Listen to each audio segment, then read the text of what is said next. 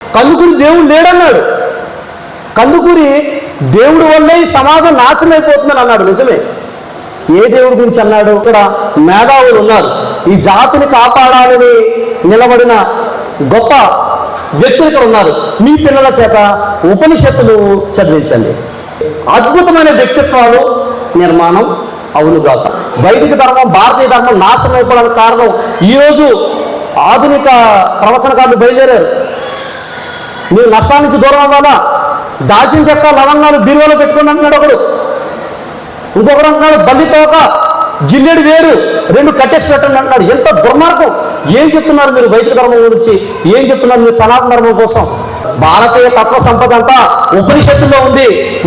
మన జాతికి కనుక మన ఉపనిషత్తులు నేర్పితే ఈ జాతి యావత్ ప్రపంచానికి విశ్వగురువు అవుతుంది. చరిత్రను సృష్టించాలంటే చరిత్రను చదవాలి అనడం ఎంత కరెక్టో, ఎంత యథార్థమో, క్యారెక్టర్ని ఇంప్రూవ్ చేసుకోవాలంటే కందుకూరిని కూడా అలానే చదవాలి. కందుకూరిలో మీరు ఏ కోణాన్ని మీరు తీసుకున్నా ఆ కోణం పరిపూర్ణంగా ఉంటుంది, పరులకు ఉపయోగపడేదిగా ఉంటుంది. తన కోసం కందుకూరి ఏనాడు ఆలోచించలేదు. రాజా రామ్మోహన్ రాయ్ సిద్ధాంతాలను రాజమండ్రి నలుమూలల వరకు చేర్చిన గనుడు ఆయన. కలకత్తా సిద్ధాంతాలను కాకినాడ పరిసర ప్రాంతాల్లో సర్వసామాన్యం చేసిన మహానుభావుడు ఆయన.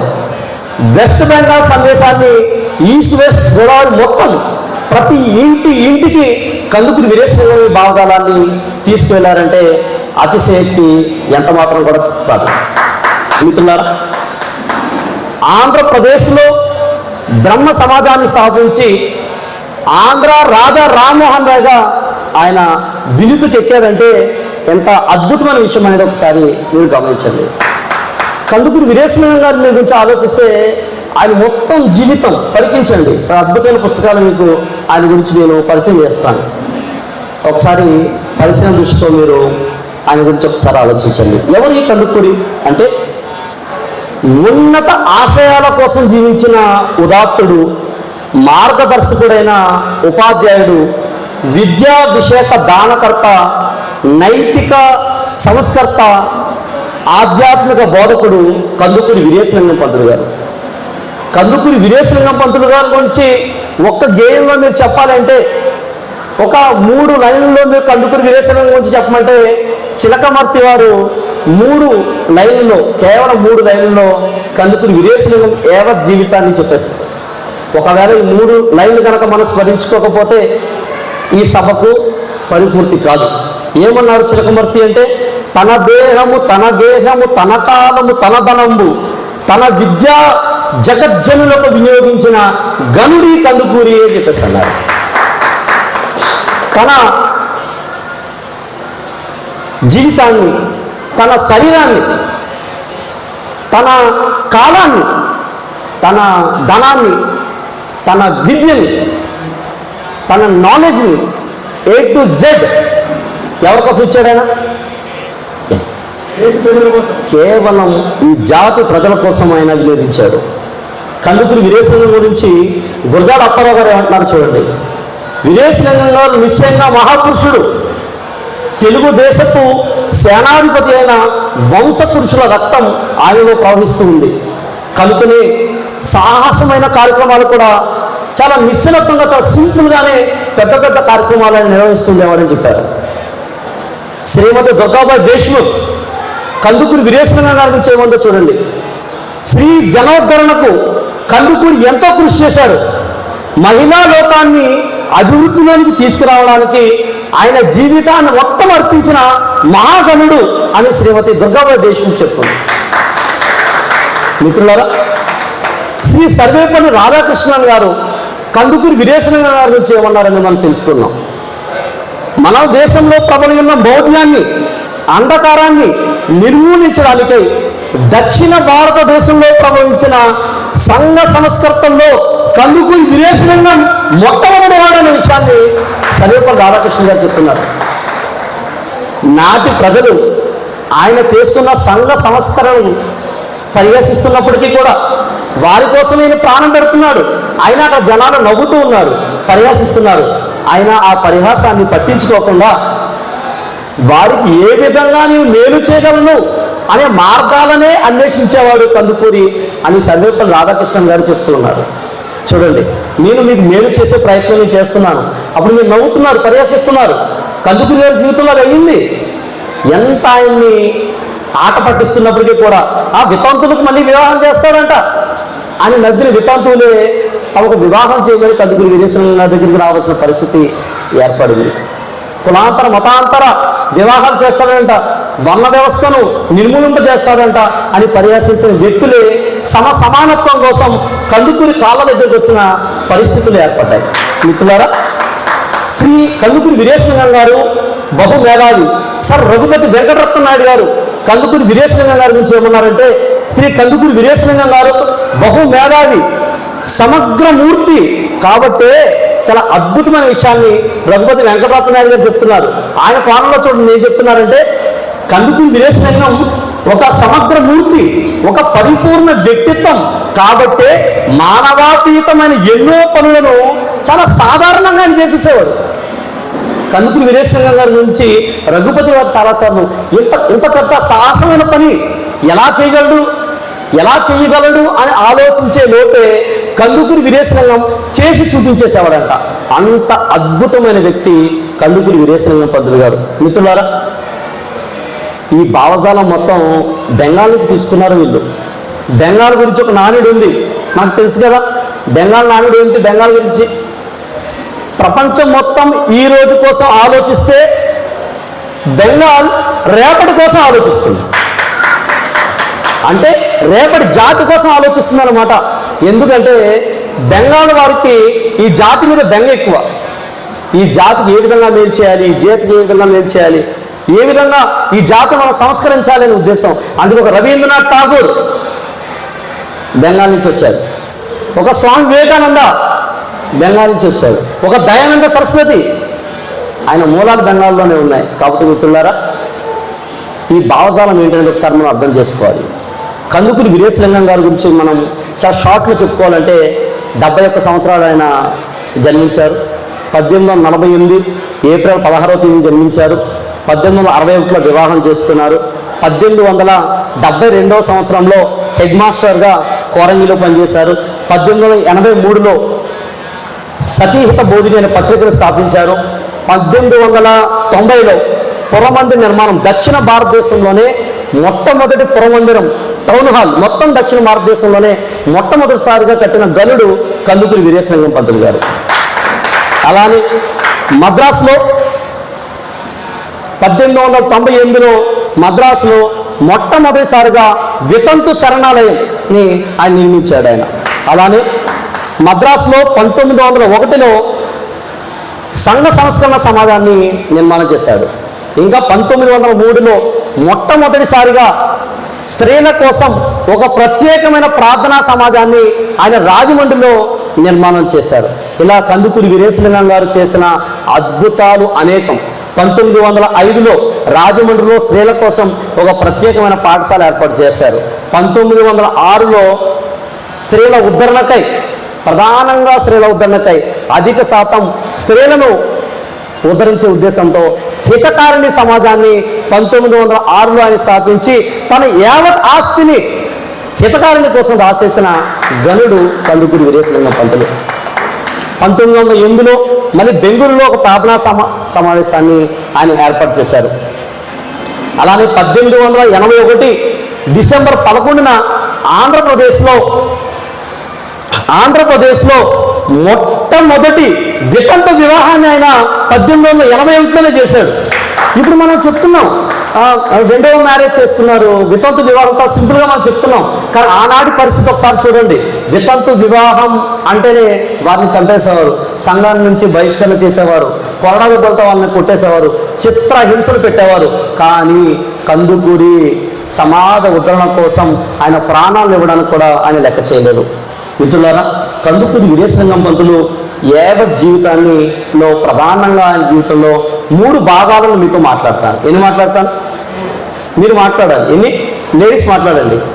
దీంట్లో లేడీస్ చాలా యాక్టివ్గా ఉండాలి. ఎందుకంటే మీకోసమే ఆయన మొత్తం తన జీవితాన్ని దారిపోసాడు. కాబట్టి మీరు చాలా యాక్టివ్గా మీరు మాట్లాడాలి. ఎన్ని విషయాలు మాట్లాడుతాను ఆయన చేసిన జీవితంలో? ఎన్ని చూసి చెప్పచ్చు మీరు చాలా హ్యాపీగా. ఏంటి? 3 విషయాలు, ప్రధానంగా 3 పనులు చెప్తాను. ఒకటి, ఆయన జీవితంలో మొదటి కోణం సంఘ సంస్కరణ. మొదటిది ఏంటి? సంఘ సంస్కరణ కోణాన్ని మీ ముందు చెప్పే ప్రయత్నాన్ని చేస్తాను. అలానే రెండో కోణం సర్వేశ్వరుని స్మరణ. మొదటిది సంఘ సంస్కరణ, రెండవది సర్వేశ్వరుని స్మరణ, మూడవది సాహిత్య సేవ. ఆయన సాంఘిక సంస్కరణ కోణం ఏమిటి, అలానే సర్వేశ్వరుని స్మరణకు సంబంధించిన కోణం ఏమిటి, మూడవది సాహిత్య సేవా కోణం ఏమిటి. ఈ 3 కోణాలను కందుకూరి వీరేశలింగం గారి జీవితంలో ఈ 3 కోణాలను ఈరోజు మీ ముందు నేను ఆవిష్కరించదలిచాను. టైంలో నేను ఈ 3 కోణాలు మీ ముందు ఉంచే ప్రయత్నం చేస్తాను. మొదటి కోణం సంఘ సంస్కరణ. సంఘ సంస్కరణ గురించి మనం ముందు మాట్లాడుకోవాలంటే ఆయన బాల్యం మరియు వృత్తి. బాల్యం నుంచి ఎందుకంత అద్భుతమైన వ్యక్తిగా ఆయన తీర్చిదిద్దబడ్డాడు, ఒక పరిపూర్ణ మూర్తిగా, ఒక పరిపూర్ణ వ్యక్తిత్వంగా, ఒక శిలా నిర్మాణంగా ఆయన ఎలా ఆవిష్కరించబడ్డాడంటే చిన్నప్పటి నుంచి ఆయనకి విపరీతమైన పుస్తకాల పిచ్చి. పుస్తకాలు చదివినవాడు, పాడైపోయినట్టుగా చరిత్రలో ఎక్కడా లేదు. చరిత్రలు విపరీతంగా చదివినవాడు, చరిత్రకు ఎక్కలేదు అనే నానుడి ఎక్కడా లేదు. మీరు చరిత్రకు ఎక్కాలంటే చరిత్రలు చదవాల్సిందే. కందుకూరి వీరేశలింగం గారికి చిన్నప్పటి నుంచి విపరీతమైన పుస్తకాలు పిచ్చి. మనకు తెలుసు, ఆయన వసు చరిత్ర చదవడం కోసం పందిరి మహాదేవుని ఒక దుకాణం దగ్గర వసు చరిత్ర ఉంది. ఆ వసు చరిత్ర చదవడం కోసం ఆ పుస్తకాన్ని ఇమ్మంటే ఆయన కొంత రుసుము అడిగారు. డబ్బులు ఆయన దగ్గర లేవు, కందుకూరి వీరేశలింగం పంతులు గారి దగ్గర డబ్బులు లేవు. అప్పుడు ఆయన స్కూల్కి కట్టాల్సిన ఫీజుని అక్కడ స్కూల్కి వెళ్ళడం మానేసి ఈ వసు చరిత్ర చదువుతుండేవాడు. పుస్తకాలంటే అంత పిచ్చి, చరిత్ర కోసం తెలుసుకోవాలంటే అంత పిచ్చి. ఆ తర్వాత ఏమన్నారంటే, తర్వాత ఆయన జీవితంలో స్కూల్ మానేసి చదవద్దు, నేను చేశాను ఒక పొరపాటు, మీరు స్కూల్కి వెళ్తూనే పుస్తకాలు చదవండి అనే సందేశాన్ని కూడా ఆయన ఇచ్చారు. చిన్నప్పటి నుంచి ఆయనలో విపరీతమైన అద్భుతమైన సంఘ సంస్కరణ కోణం ఆవిష్కరించబడుతూ ఉండేది. ఆయన ఒక మాట అన్నారు, మనిషి జీవితంలో, మీరు ఇక్కడ పెద్దవాళ్ళందరూ ఉన్నారు, మీ పిల్లల గురించి, అలాగే ఇక్కడ యువకులు కూడా ఉన్నారు, మీ జీవితం నుంచి ఒకసారి ఆలోచించండి. కందుకూరి వీరేశలింగం గారు ఒక అద్భుతమైన విషయం చెప్పారు. మనిషి జీవితాన్ని, అతని జీవితంలో 16 నుంచి 20 సంవత్సరాల వయసు అతని పూర్తి జీవితాన్ని నిర్దేశిస్తుంది. కాబట్టి తల్లిదండ్రులు ఆ పిల్లవాడి 5-6 సంవత్సరాలని చాలా జాగ్రత్తగా చూసుకోండి. అలాగే పిల్లలు ఈ 5-6 సంవత్సరాల జీవితంపై ప్రత్యేకమైన శ్రద్ధ పెట్టండి అనే ఒక అద్భుతమైన సందేశాన్ని కందుకూరిచ్చారు. బాల్యం నుండే అద్భుతమైన ప్రవర్తనను మీరు నేర్పండి, ఆధ్యాత్మికగా కోణాన్ని పిల్లలకు పరిచయం చేయండి అని కందుకూరి చెప్తూ ఉండేవారు. ఇంకా లంచం ఇవ్వాలనే ఉద్దేశంతో ఇవ్వాల్సిన పరిస్థితి వచ్చినప్పుడు ఆయన గవర్నమెంట్ ఉద్యోగాన్ని కూడా వద్దనుకున్నారు. ఆయన చిన్నప్పటి నుంచి ఎంత అద్భుతమైన భావజాలం అంటే, అతను చదువుతున్న స్కూల్లో ప్రధానోపాధ్యాయుడు ఒక తప్పు చేశారని, ఆయన అప్పుడు ఇంకా ప్రైమరీ స్కూల్ చదువుతున్న టైం, ఆ స్కూల్ హెచ్ఎం ఒక తప్పు పని చేశారని అక్కడి నుంచి ట్రాన్స్ఫర్ అయ్యే వరకు ఆ చిన్నపిల్లోడు ఒక ఉద్యమాన్ని ఆయన లేవదీశాడు అంటే ఆ రక్తం ఏంటో మీరు ఒకసారి గ్రహించండి, ఆ భావజాలం ఏంటో అనేది ఒకసారి గ్రహించండి. ప్రైమరీ స్కూల్ లెవెల్లో ఒక పిల్లోడు హెచ్ఎం ఒక తప్పు చేశాడు అని తెలుసుకున్న తర్వాత అలాంటి ప్రధానోపాధ్యాయుడు ఉంటే ఆ పిల్లలందరి భవిష్యత్తు కూడా పాడైపోతున్న ఉద్దేశంతో అక్కడ ట్రాన్స్ఫర్ అయ్యే వరకు కందుకూరి వీరేశలింగం ఒక ఉద్యమాన్ని లేవదీశాడంటే దానికోసం మీరు ఒకసారి ప్రత్యేకమైన శ్రద్ధ పెట్టండి. మిత్రులారా, సంఘ సంస్కరణపై, ఈశ్వర భక్తిపై నిర్దిష్టమైన అభిప్రాయాలను కందుకూరి వీరేశలింగం వారు సత్యవాదిని అనే ఒక పత్రిక వచ్చేదైంది. ఆయన ఈ 2 కోణాలను ఆయన దాంట్లో రాశారు. ఆయన సంఘ సంస్కరణ, అలానే ఈశ్వర భక్తి. అంటే సంఘ సంస్కరణ గురించి, సర్వేశ్వరుని గురించి ఆయన సత్యవాది అనే పుస్తకంలో రచించాడు. ఆయన సర్వలోకాధిపతి అయిన ఈశ్వరునిపై నమ్మకం ఉంచండి, జాతి వర్ణ మత భేదము లేకుండా సమాన భావం కలిగి ఉండండి అని ఆయన ప్రచారం చేస్తూ ఉండేవారు. ఒకటి, సర్వలోకాధిపతి అయిన ఈశ్వరునిపై నమ్మకం కలిగి ఉండండి. రెండవది, జాతి కుల మతాలకు అతీతంగా అందరూ ఏకాత్మ భావనను కలిగి ఉండండి అని కందుకూరి వీరేశలింగం గారు ఆయన బాల్యం నుండే ఈ విషయాలు చెప్తూ ఉండేవారు. మిత్రులారా, సంఘ సంస్కరణ కోణంలో ఆయన ఏం చెప్పాలనుకున్నాడు, ఆయన భావజాలం మొత్తం చాలా అద్భుతమైన పుస్తకాలు మన ముందు ఉన్నాయి. అవి కూడా మేము ఆ పుస్తకాలు 1 by 1 మీకు పరిచయం చేస్తాను. అంటే ఆయన సాంఘిక కోణం, సర్వేసును సంబంధించిన ఆధ్యాత్మిక కోణంలో ఒక నిర్దిష్టమైన అభిప్రాయాలు కలిగి ఉన్నాడు. ఎందుకు కలిగి ఉన్నాడంటే ఆయన చతుర్వేది, 4 వేదాలను లోతుగా అధ్యయనం చేసిన వ్యక్తి, 108 ఉపనిషత్తుల్ని అవపాసన పట్టిన వ్యక్తి, 18 పురాణాలను కంఠస్థం చేసిన వ్యక్తి, ఋగ్వేదాన్ని అనువాదం చేసిన వ్యక్తి. చిన్న వ్యక్తి కాదని కందుకూరి వీరేశలింగం అంటే. నేను సంఘ సంస్కరణ కోణం ఇప్పుడు నేను చెప్తున్నాను. సాహిత్య కోణం, సర్వేశ్వర కోణం అని చెప్తే మనం కలిగి ఉన్న భక్తి ఇది యథార్థమైన భక్తా కాదని ఒక డౌట్ మనకు వస్తుంది.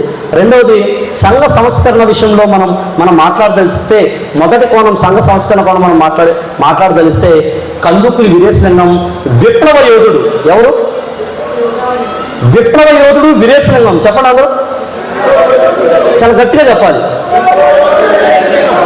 ఇది కందుకూరి వీరేశలింగం జీవితంలో మొదటి కోణం. సంఘ సంస్కరణ కోణాన్ని మనం తెలుసుకోవాలనుకుంటే కందుకూరి జీవితంలో ఆయన చేసిన విప్లవాలు, స్త్రీ విద్య కొరకు పాటుపడ్డారు, స్కూల్స్ అండ్ కాలేజెస్ నిర్మించారు, కులాంతర మతాంతర వివాహాలు చేశారు, స్త్రీ ఆస్తి కోసం పోరాటాలు చేశారు, వితంతు పునర్వివాహాలు చేశారు, బాల్య వివాహాలకు వ్యతిరేకంగా పోరాటాలు చేశారు, బాల్య వివాహాన్ని సాంఘిక దురాచారం అన్నారు. అలానే విగ్రహారాధన ద్వారా దోపిడీని ఆయన వ్యతిరేకించాడు. భగవంతుని మానసిక ఉపాసన చేయాలి, సాధారణ భక్తుల దగ్గర ధార్మిక పండితులు దోచుకుంటున్నారు, ఇది కూడా సాంఘిక దురాచారమే, విగ్రహారాధన సాంఘిక దురాచారం అని కందుకూరి చెప్తూ ఉండేవారు. వీటిని సమూలంగా నిర్మూలించడం కోసం ఈశ్వర భక్తి మాత్రమే మూఢనమ్మకాలను దూరం చేస్తుందన్న విషయాన్ని ఆయన ప్రస్తావించారు. ఇంకా కందుకూరి వీరేశలింగం సంఘ సంస్కరణ విషయమే కందుకూరి వీరేశలింగం ఏమంటారంటే, కదిలే విగ్రహాలకు సేవ చేయండి, మనం సేవ చేయాల్సింది కదలని విగ్రహాలకు కాదు అనే సందేశాన్ని కందుకూరి ఇచ్చాడు. ఎవరు ఈ కదిలే విగ్రహాలు? ఎవరు?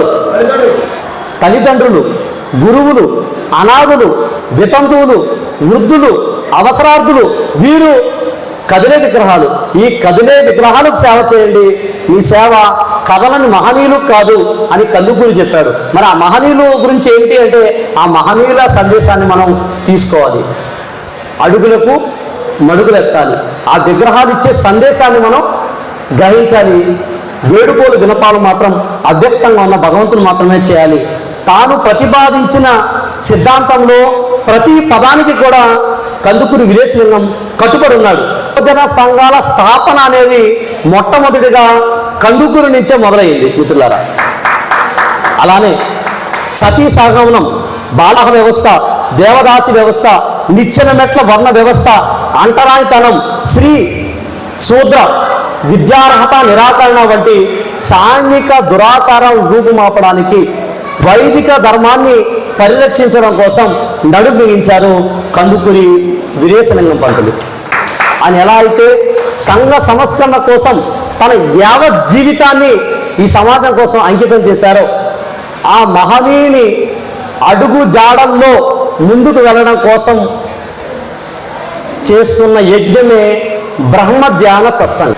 వీరేశలింగం విజయాల వెనుక వీరనారి రాజ్యలక్ష్మి ఉంది అన్న విషయాన్ని కందుకూరి వీరేశలింగం అనేక మార్లు చెప్పారు. కందుకూరి వీరేశలింగం, మీకు కందుకూరి కనిపిస్తున్నాడు, కానీ కందుకూరి వెనుక ఎవరున్నారు అంటే రాజ్యలక్ష్మి అన్న విషయాన్ని కందుకూరి వీరేశలింగం ఎన్నోసార్లు చెప్పారు. అంటే ఒక పురుషుని విజయం వెనుక ఒక స్త్రీమూర్తి ఎల్లప్పుడూ ఉంటుంది అన్న విషయాన్ని మరొకసారి కందుకూరి వీరేశలింగం చెప్పారు. ఇది మీ గురించి కాబట్టి కంపల్సరీ చప్పట్లు కొట్టాలి తప్పదు. ఇంకా గట్టిగా, ఆయన జీవితం మొత్తం మీకోసమే, స్త్రీల కోసమే ఆయన పోరాటాలు చేశారు. రాజలక్ష్మమ్మ ఎన్ని ఇబ్బందులను పెట్టారో చుట్టాలు, పెంచిన వాళ్ళు ఈ సిద్ధాంతాన్ని వదిలేయమని నువ్వు చెప్పు, వదలకపోతే గోదావరిలో దూకేస్తానని చెప్పు, ఈ సంఘ సంస్కరణను విడిచిపెట్టమని చెప్పు అంటే రాజ్యలక్ష్మి అమ్మ ఏమందో తెలుసా? రాజ్యలక్ష్మి ఏమందంటే, ఒకవేళ ఆయన విడిచిపెడితే అప్పుడు నేను గోదావరిలో దూకెత్తానంది. సంఘ సంస్కరణ కోసమే నా భర్త వెనుక నేను ఉంటాను, నా భర్తను నడిపిస్తాను అని ఒక సందర్భం. అంటే వాళ్ళ జీవితం ఎంత అద్భుతం అంటే చూడండి. ఒక సందర్భంలో కందుకూరి వీరేశలింగం గారు, రాజలక్ష్మి అమ్మ వాళ్ళు ఒక వీధి నుంచి అలా వస్తున్నప్పుడు ఒక స్త్రీమూర్తి, ఎవరు లేరు ఆవిడికి, ఆమె దవడ పగిలిపోయి ఉంటుంది, ఇలా రక్తం ఇలా వచ్చేస్తూ ఉంటుంది, ఆమెకు ఎవరు తోడలేరు. రాజలక్ష్మి అమ్మ గారు ఒక మాట అన్నారు. ఏమన్నారంటే, ఈమెను మన ఇంటికి తీసుకువెళ్ళి మనం హక్కును చేర్చుకున్నామా, ఈవిడ మంచి చెడ్డలు మనం చూసుకున్నామా అంటే ఆయన ఒక మాట అన్నారు. ఏంటి ఈ వృద్ధాప్యంలోనా? మన వృద్ధులం కదా, ఈ వృద్ధాప్యంలో కూడా మనం ఒకన చేరదీయగలమా అంటే అప్పుడు రాజలక్ష్మి గారు ఒక మాట అన్నారు. ఏమన్నారు తెలుసా? వృద్ధాప్యం మనకే తప్ప ఈశ్వరుడికి కాదు అన్నారు. అంటే పోషించేది ఎవరు? పోషించే బాధ్యత ఎవరిది? భగవంతుడు పోషిస్తాడు, కేవలం మనం పాత్రదారులు మాత్రమే అని రాజలక్ష్మి అమ్మ వారు ప్రతినిత్యం సంఘ సంస్కరణ కోసం ముందుకి తీసుకువెళ్తూ ఉండేవారు. ఆధ్యాత్మికత విషయంలో ఆయన ఎలా ప్రవర్తించేవారంటే ఒక కామ్రేడ్లా ప్రవర్తించేవారు. అందుకే నేను ఈ రెండో భాగాన్ని కామ్రేడ్ కందుకూరి అంటున్నాను. రెండో భాగం ఏంటి? కామ్రేడ్ కందుకూరి. ఒకసారి చెప్పండి అందరూ. కామ్రేడ్ కందుకూరి. కామ్రేడ్ కందుకూరి. కందుకూరి దేవుణ్ణి ఖండించాడు. దేవుడి గురించి కాల్పనిక దేవుణ్ణి కందుకూరి ఖండించాడే తప్ప పరబ్రహ్మైన సృష్టికర్త అయిన దేవుణ్ణి కందుకూరి ఖండించలేదు. మిత్రులారా, కందుకూరి ఖండించింది ప్రజలు సృష్టించిన దేవుణ్ణి తప్ప ప్రజలను సృష్టించిన దేవుణ్ణి కందుకూరి ఖండించలేదు. కందుకూరి వద్దన్నది బొమ్మ ఆరాధనే తప్ప బ్రహ్మ ఆరాధనను కాదు. చాలా మంది మిత్రులు ఏడు కందుకూరి కూడా దేవుడు లేడన్నాడు. కందుకూరి కూడా దేవుడు లేడన్నాడు. ఏ దేవుడు లేడన్నాడు అంటే మనం సృష్టించుకున్న దేవుళ్ళని కందుకూరి లేడన్నాడు తప్ప మనల్ని సృష్టించిన సృష్టికర్త అయిన భగవంతుడు లేడని కందుకూరి ఎక్కడ తన రచనలో చెప్పలేదు. కందుకూరి వద్దన్నది పండితుల ధర్మాన్ని తప్ప కందుకూరి వద్దన్నది పైవాడి ధర్మాన్ని కాదు. కందుకూరి వద్దన్నది శాస్త్రుల ధర్మాన్ని తప్ప కందుకూరి వద్దన్నది శాస్త్రాల ధర్మాన్ని కాదు. మిత్రులారా, భారతీయ తత్వ సంపద అంతా ఉపనిషత్తుల్లో ఉందన్నాడు. కాబట్టి ఇక్కడ మేధావులు ఉన్నారు. ఈ జాతిని కాపాడాలని నిలబడిన గొప్ప వ్యక్తులు ఇక్కడ ఉన్నారు. మీ పిల్లల చేత ఉపనిషత్తులు చదివించండి. ప్రత్యేకంగా ఒక 10 ఉపనిషత్తులు: ఈశ, కేన, కట, ప్రశ్న, ముండ, మాండుక్య, తత్తిరిహి, ఐతిరేయ, చాందోగ్యం, బృహదారణ్యకం, దశ. ఈ 10 ఉపనిషత్తులు మీరు మన పిల్లల చేత చదివించండి. అద్భుతమైన వ్యక్తిత్వాలు నిర్మాణం అవునుగాక. వీరేశలింగం ఉన్నారు, భారతీయ తత్వ సంపద అంతా ఉపనిషత్తుల్లో ఉంది. మనం మన జాతికి కనుక మన ఉపనిషత్తులు నేర్పితే ఈ జాతి యావత్ ప్రపంచానికి విశ్వగురువు అవుతుంది మరొకసారి అన్న విషయాన్ని సందర్భంగా మనం జ్ఞాపకం చేసుకోవాలి. స్వామి వివేకానంద ప్రవచనాలు మీరు చూడండి, ఎంతసేపు ఉపనిషత్తులు. ఆయన జీవితం మొత్తం ఉపనిషత్ సందేశాన్ని ఆయన ఇచ్చారు. మిత్రులారా, కందుకూరి వీరేశలింగం గారి ఆధ్యాత్మిక కోణాన్ని మనం ఇప్పుడు చర్చిస్తున్నాం. మొత్తం 3 కోణాలు ఆవిష్కరిద్దాం అనుకున్నాను. మొదటి సంఘ సంస్కరణ అయిపోయింది. రెండవది ఆధ్యాత్మిక కోణం. ఈ ఆధ్యాత్మిక కోణంలో ఒక కామ్రేడ్లో ఆయన ముందుకు వెళ్ళారు. ఆంధ్రదేశంలో మొట్టమొదటిసారిగా బ్రహ్మ సమాజాన్ని స్థాపించింది కందుకూరి వీరేశలింగం పంతులు గారు. మిత్రులారా, కందుకూరి మానవ సేవే మాధవ సేవ అనే దానికి ఆయన కట్టుబడి ఉన్నాడు. ఇంకా ఎంత సేవ చేసేవాడంటే హితకారుని కోసం మొత్తం తన ఆస్తిని మొత్తం ఇచ్చేశాడు. కొందరు వచ్చి అడిగారు, మహానుభావ, నువ్వు చాలా గొప్ప పని చేసావు, చాలా అద్భుతమైన పని చేసావు అంటే ఆయన ఏమన్నాడు తెలుసా? ఆయన ఏమన్నాడంటే, ఎంత వినమ్రుడు అంటే ఆయన ఏమన్నాడంటే, నేను కేవలం భగవంతుని పనిముట్టుని అన్నాడు. అంటే నేను కేవలం పనిముట్టుని, నేనేమి చేయలేదు, వాళ్ళకే ఇస్తున్నాను, భగవంతుడు వాళ్ళకు ఇవ్వమనే నాకు ఇచ్చాడన్న విషయాన్ని చెప్పారు. అలానే మూఢనమ్మకాలకు వ్యతిరేకంగా సనాతన వైదిక ధర్మాన్ని పునఃస్థాపించడం కోసం, యథార్థ భారతీయ ధర్మాన్ని ప్రతి ఒక్కరికి పరిచయం చేయడం కోసం కందుకూరి వీరేశలింగం గారు మూఢనమ్మకాలను చాలా బలంగా ఖండించాడు. ఆయన ముహూర్తాల ఖండన చేశాడు. శుభం అశుభం అనేవి లేవు, చెడ్డ పని మంచి పని అనేవి ఉంటాయి తప్ప మంచి సమయం చెడ్డ సమయం అనేవి ఉండవు ఆయన అన్నాడు. అని ఎప్పుడైతే రాహుకాలం యమగండం అని పండితులు నిర్ణయిస్తారో ఆ సమయాల్లోనే ఆయన పెళ్లిని పెట్టేవాడు. అలా యమగండంలో రాహుకాలంలో పెళ్లి చేసుకున్న వాళ్ళు 100 ఏళ్ళు కలిసిమెలిసి జీవించారు వాళ్ళందరూ. అంత అద్భుతమైన వ్యక్తి. అందుకనే రఘుపతి వెంకటరత్న నాయుడు అన్నాడు, ఏంటి ఎంత సాహసాల, ఇన్ని సాహసాలు ఎలా చేయగలుగుతున్నాడంటే ఒక అద్భుతమైన శక్తి ఏదో తోడుంది అని ఈ భవన నిర్మాణం చేసిన రఘుపతి వెంకటరత్న నాయుడు గారు కందుకూరి గురించి చెప్పారంటే ఒకసారి మీరు ఆలోచించండి. చేసే పని మంచి పని, భగవద్గీత అంటుంది శుభాశుభ పరిత్యాగి భక్తిమాన్య సమే ప్రియ, నాకు ఇష్టమైన వాడు శుభం అశుభం అని చోటు, చేసే పని మంచి పన, ప్రతి క్షణం బ్రహ్మముహూర్తమే, చేయాలనుకుంటున్న పని చెడ్డ పన, ప్రతి క్షణం యమగండమే. పెళ్లి చేయాలని అనుకుంటున్నాం, మంచి పన చెడ్డ పన, మంచి పని, అయితే ప్రతి క్షణం కూడా బ్రహ్మముహూర్తమే. మరి ముహూర్తాలు కావాలా వద్దా అన్నారు. ముహూర్తాలు ఉండాలి. చెడ్డ ముహూర్తాలు మంచి ముహూర్తాలు ఉండవు, కానీ ముహూర్తం ఉంటుంది. ఏంటా ముహూర్తం? అందరూ కలవడం కోసం ఒక టైం అనుకోరు కదా, అదే ముహూర్తం. మా అబ్బాయి పెళ్ళండి అన్నారు, కార్డు ఇచ్చారు, దాంట్లో డేట్ మెన్షన్ చేయలేదు అనుకోండి, అది కూడా వచ్చేస్తాడు మనతో పాటు అని చెప్పుకొని. కాబట్టి డేట్ మెన్షన్ చేయాలి. ఆ డేట్ ఉదయం మధ్యాహ్నం రాత్రి చెప్పాలి, లేకపోతే ముందు రోజు రాత్రి వచ్చి కూర్చుంటాడేమో, తెల్లవారుజాము పెళ్ళేమో అని. కాబట్టి డేట్ అండ్ టైం అందరూ కలవడం కోసం ఆయన ముహూర్తం పెట్టారు తప్ప సుముహూర్తం దుర్ముహూర్తం అనేవి లేవు అన్నాడు. అమావాస్య రోజు అంటే చెడు మంచి చెడు లేవు, మంచి చెడు సమయాలు లేవు, మంచి ముహూర్తం చెడ్డ ముహూర్తం అనేది లేదని చెప్పడం కోసం ఆయనకు వచ్చిన ఉద్యోగం అమావాస్య రోజు జాయిన్ అయ్యాడు. ఆయన అమావాస్య రోజు ఆయన జాయిన్ అయ్యారు. ఇంకా వితంతు శ్రీమూర్తుల్ని రోజు వితంతువులు పిలిచి నాకు ఎదురు రండి అన్నాడు ఆయన. ఏ రోజు యాక్సిడెంట్ అవ్వలేదు ఆయనకి, ఆరోగ్యంగా ఇంటికి వచ్చేవాడు, ఏ టెన్షన్ లేదు, హ్యాపీగా వితంతులు ఎదురొచ్చేవారు, ఆయన చాలా హాయిగా జీవించాడు. కాబట్టి ఆయన ప్రతిపాదించిన ప్రతి సిద్ధాంతానికి ఆయన కట్టుబడి ఉన్నాడు, ఆచరించి ఆయన చూపించాడు. లాభ నష్టాలు నిన్ను పుట్టించిన వాడి వల్ల వస్తాయన్నాడు తప్ప నిమ్మకాయలు డిసైడ్ చేయమన్నాడు.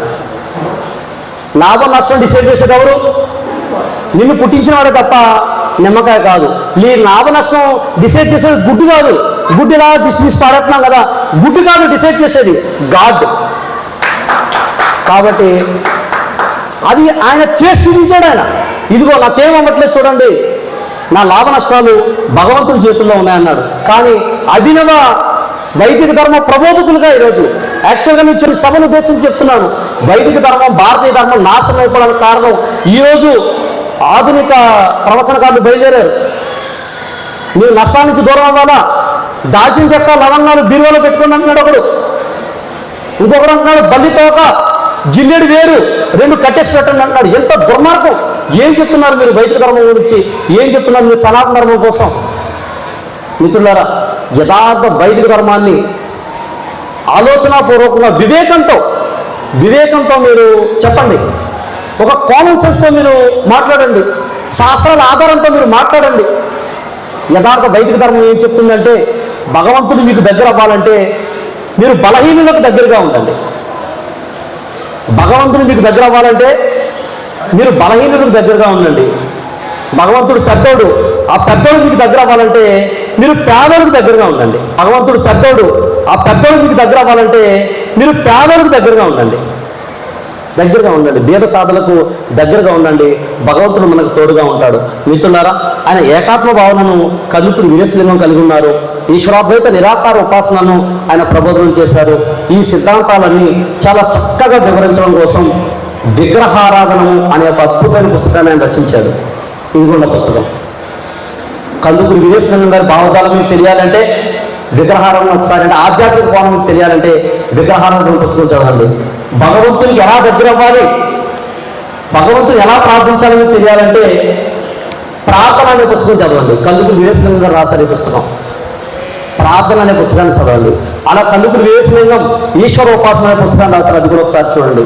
చాలా క్లియర్గా కందుకూరి వీరేశలింగం పంతులు గారు ఒకే ఒక్క భగవంతుడిని అంత ఘంటాపరంగా ఎలా చెప్పగలిగారంటే వేదం చెప్తుంది. వేదం అథర్వవేదం 13వ కాండం 4వ సూక్తం 16 నుంచి 24 మంత్రాలు చూస్తే ఏతం దేవ మేక వృతం లేదా నా ద్వితీయ నా తృతీయ చతుర్థో నా పుచ్చతే ఏతం దేవ మేక వృతం లేదా నా పంచమో నా షష్ఠ సప్తమో నా పుచ్చతే ఏతం దేవ మేక వృతం లేదా నాష్టమో నవమో దశమో నా పుచ్చతే ఏతం దేవ మేక వృతం లేదా స సర్వస్మే విపశ్యతి యచ్చ ప్రాణతి యచ్చన ఏతం దేవ మేక వృతం లేదా తమిదం నిగతం స ఏష ఏక ఏక ఏక ఏవ ఏతం దేవ మేక వృతం లేదా సర్వే అస్మిన్ దేవ ఏక వృతో భవంతి ఏతం దేవ మేక వృతం లేదా బ్రహ్మచ తపస్స కీర్తిశ్చ యశస్స బొంబస్స నవస్స బ్రాహ్మణ వచ్చస్సం చాన్నం చాన్నద్యం చ ఏతం దేవ మేక వృతం లేదా అథర్వవేదం 13వ కాండం 4వ సూక్తం 17 నుంచి 24 మంత్రాలు చూస్తే సృష్టికర్త అయిన భగవంతుడు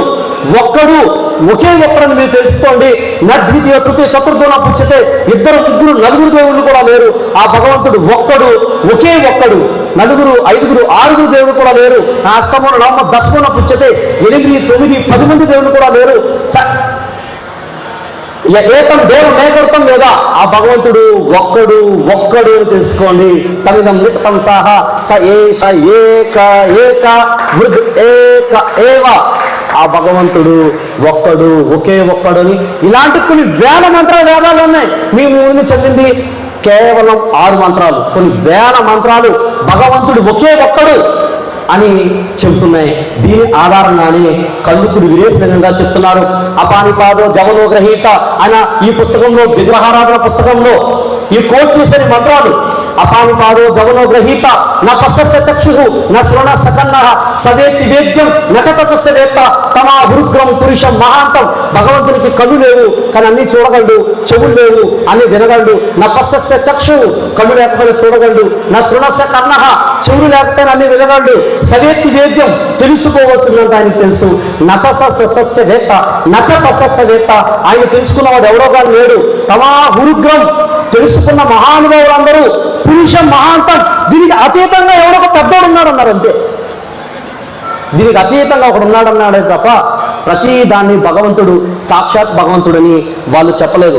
అందుకే శ్వేతాస్త్ర ఉపనిషత్తు చెప్తుంది తమీశ్వరాణం పరమం మహేశ్వరం తం దేవతానాం పరమంచ దైవతం పతి పతీనాం పరమం పరాస్తాద్ విదామ దేవం భువనే సమీజ్యం. భగవంతుడు ఈశ్వరులకే ఈశ్వరుడు, దేవతలకే దేవుడు అని ఆ ఏకైక భగవంతుడి గురించి ఇక్కడ ఉపనిషత్తు కూడా మనకు చెప్తుంది. మిత్రులారా, అవకాశం ఉన్న వాళ్ళు ఈ పుస్తకాలు విగ్రహారాధనం అలానే ప్రార్థన ఎవరికైనా కావాలంటే బుక్స్ కూడా నేను ఇస్తాను. అలానే ఆయన జీవితాన్ని ఆవిష్కరించే అద్భుతమైన కరపత్రం మన విఠల్ గారిచే ప్రింటింగ్ చేయబడింది. ఈ కరపత్రాలు కూడా మీరు తీసుకోవచ్చు. అలానే బ్రహ్మధ్యాన సత్సంగం లక్ష్యాలు ఆశా లక్ష్యాలు కూడా ఈ పాంప్లెట్ మీకు బయట ఇవ్వడం జరుగుతుంది. 3వ కోణం అదేమిటంటే గద్య తిక్కన కందుకూరి. ఆయన 4వ తరగతిలోనే పద్యాలన్నిటిని ప్రారంభించాడు. కోరంగిలో ఉండగా రామాయణాన్ని ఆయన అనువాదం చేశాడు, ఋగ్వేదాన్ని అనువాదం చేశారు, సత్యరాజపూర్వ దేశయాత్రలు రచన చేశారు.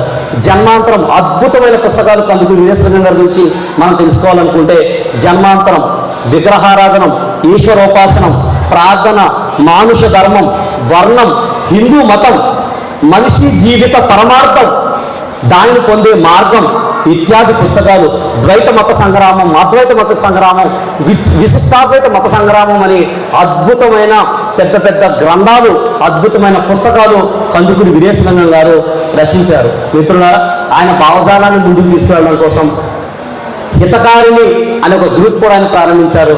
అలానే బ్రహ్మ ధ్యాన సత్సంగం కూడా ఒక స్త్రీల విభాగం, హితకారిణి అనే ఒక స్త్రీల విభాగాన్ని ప్రారంభించింది.